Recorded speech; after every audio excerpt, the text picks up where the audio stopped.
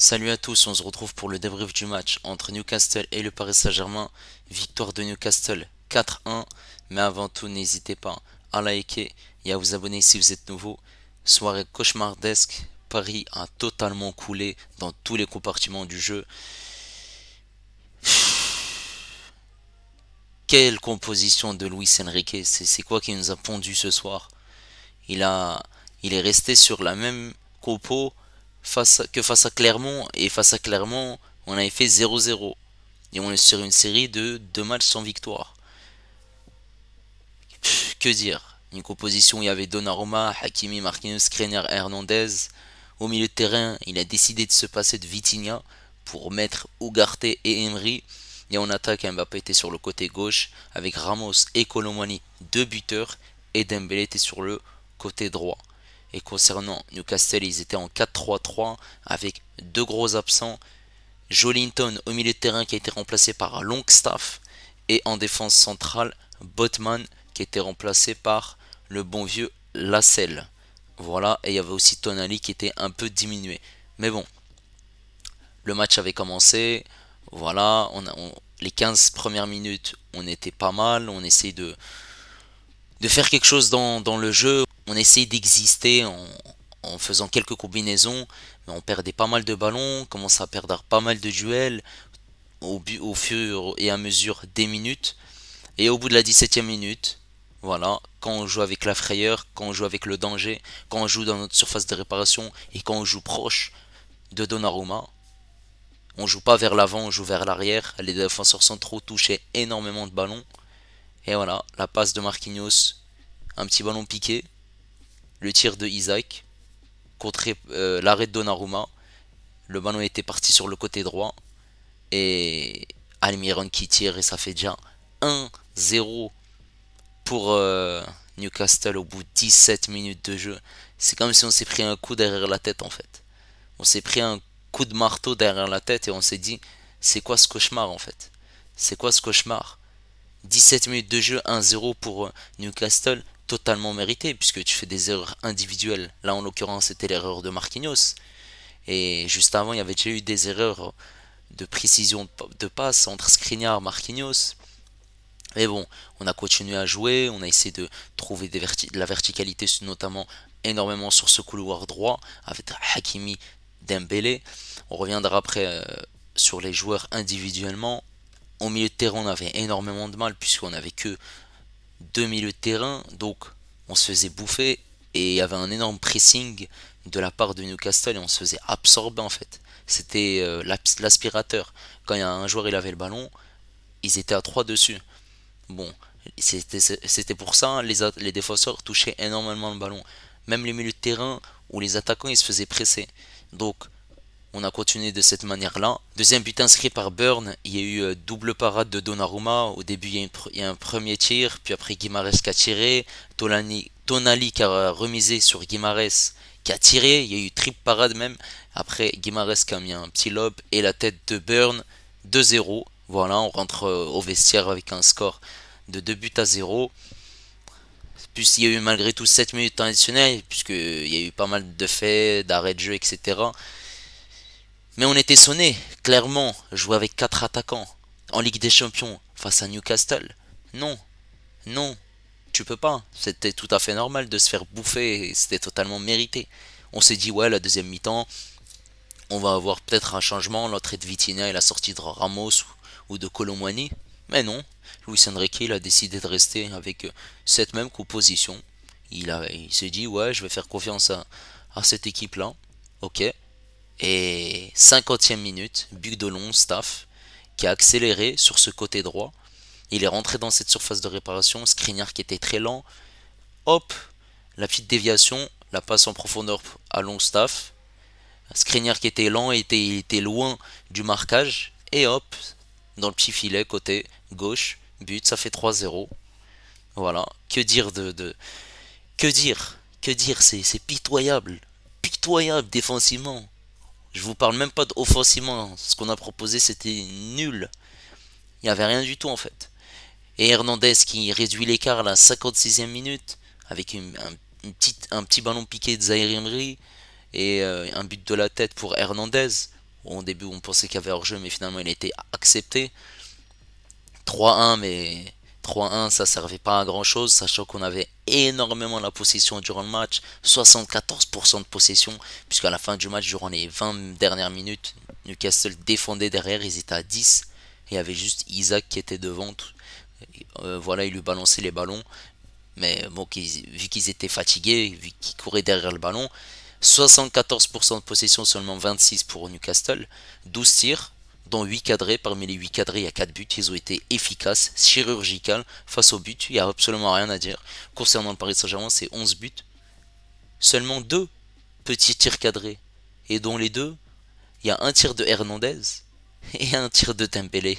Avec l'arrêt du gardien Pop. Voilà, en termes de passes, on a fait tourner 664 passes, 244 passes côté Newcastle. 16 fautes, énormément de fautes du côté de Newcastle, 9 pour le PSG, il y a eu 4 cartons jaunes pour le PSG, 3 pour Newcastle, 8 corners parisiens, 1 pour Newcastle. La bataille du milieu de terrain était clairement gagnée par Newcastle, que ce soit Guimarães, que ce soit Tonali, même malgré qu'il soit diminué, que ce soit Longstaff, ils ont pressé. Quand t'as Ugarte, Emery et t'as 4 attaquants. Normal que, normal que tu gagnes cette bataille du milieu de terrain. Et le but en fin de match, Char, un ballon perdu par Ramos et une mauvaise passe de Hakimi. Et Char qui a envoyé un missile, un boulet de canon. Il a nettoyé la lucarne, magnifique. Sur la lucarne droite, ça fait 4-1. Il a, il a scellé ce score. Voilà, 4-1 en faveur de Newcastle qui prend la tête du classement. Le Paris Saint-Germain qui est deuxième avec 3 points. Et Dortmund et le Milan AC ont fait 0 partout. Donc ça fait 2 points pour Milan, troisième. Et l'AC Milan, 1 point. Mais avant, on va revenir sur la prestation des joueurs parisiens. Donnarumma, 4 buts encaissés. Donc il a été pas mal le troisième et le deuxième et le troisième but.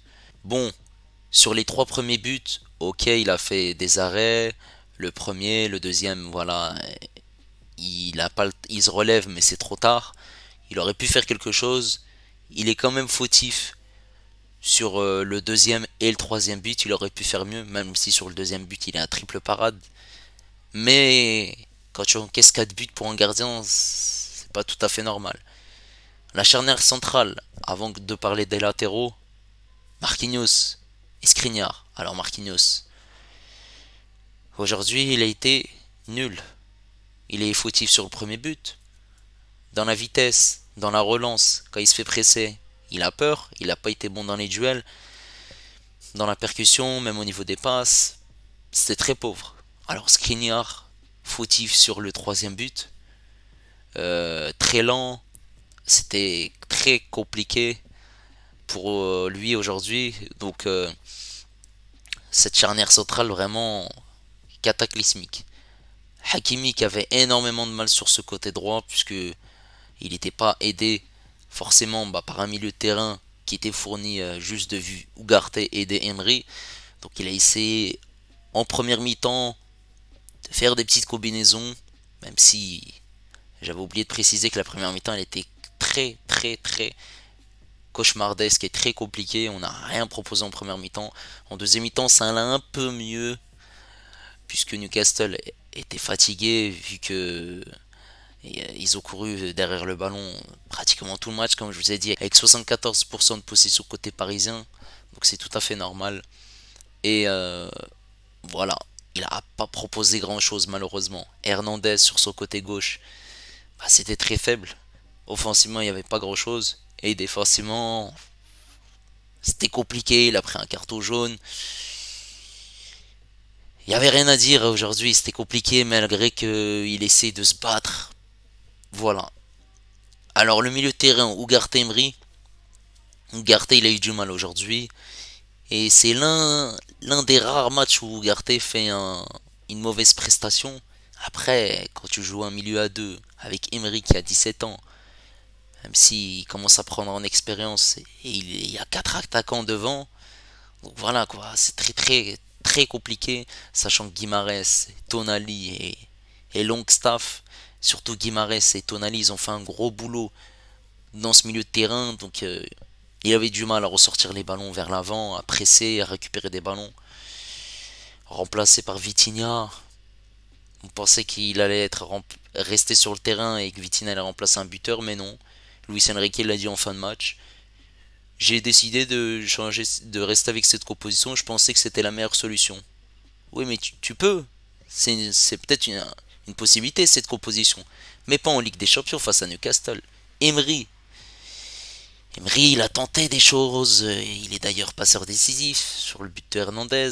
Mais il a eu du mal. Il a eu du mal et ils étaient à 2-3. Comme je l'ai dit, ce milieu de terrain, il était asphyxié. Donc forcément, quand tu te fais asphyxier, quand t'es pas aidé aussi par les attaquants de devant pour les efforts défensifs, mis à part peut-être Ramos et Dembélé, sinon il n'y avait pas grand chose d'autre. Et le néant, 4 attaquants. Alors, première mi-temps, Dembélé, c'était le joueur qui était le plus mis en avant parmi les 4. Ramos était juste là pour faire les efforts défensifs, très peu de ballons touchés. Colomwani, un ou deux tirs, pas grand chose d'autre. Et Mbappé, il touchait des ballons, mais il était obligé de redescendre en bas pour essayer de toucher des ballons et créer le jeu, puisqu'il manquait d'espace. Deuxième mi-temps, on est reparti sur la même chose. Dembélé touchait plus de ballons. Il a tenté seulement un tir. Il a tenté des centres, des tirs, mais ils étaient contrés. Mbappé, il avait du mal. Très peu d'occasions. Il me semble qu'il a touché quelques ballons dans cette surface de réparation, mais en fin de match, en toute fin de match. Et il a pas tiré au but. Ramos, tout le temps dos au but. Et donc, il a eu du mal à tirer au but. Et quand il voulait tirer, il était contré par un joueur de Newcastle. Colomwani, bah, il n'a pas fait grand chose, rien du tout. Il essaie de se mettre en avant des fois sur le côté en touchant quelques ballons, mais sinon rien de plus dans cette surface de réparation. Barcola par contre a fait une bonne entrée en percutant sur le côté gauche et Mbappé dans l'axe, mais voilà. Dans l'ensemble, c'était cataclysmique, catastrophique. Voilà, on a assisté à une rencontre du côté parisien compliquée, compliquée, et c'est la deuxième défaite de la saison après la défaite contre Nice. Là, on s'est pris un coup derrière la tête là. C'est un coup de marteau. On a été abattu là. Là, on est abattu, sachant qu'en plus, c'est la plus lourde défaite en phase de groupe depuis que le QSI est arrivé au Paris Saint-Germain.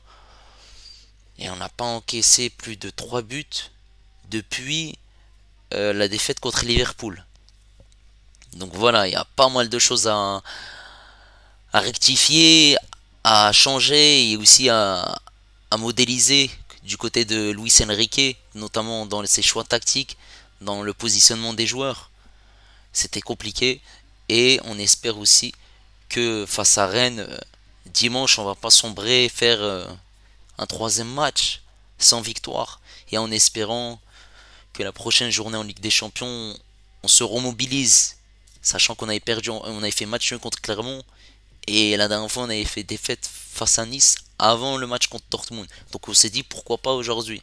Mais dans une ambiance comme celle-là en Angleterre, voilà, dans le stade des Magpies, que veux-tu faire?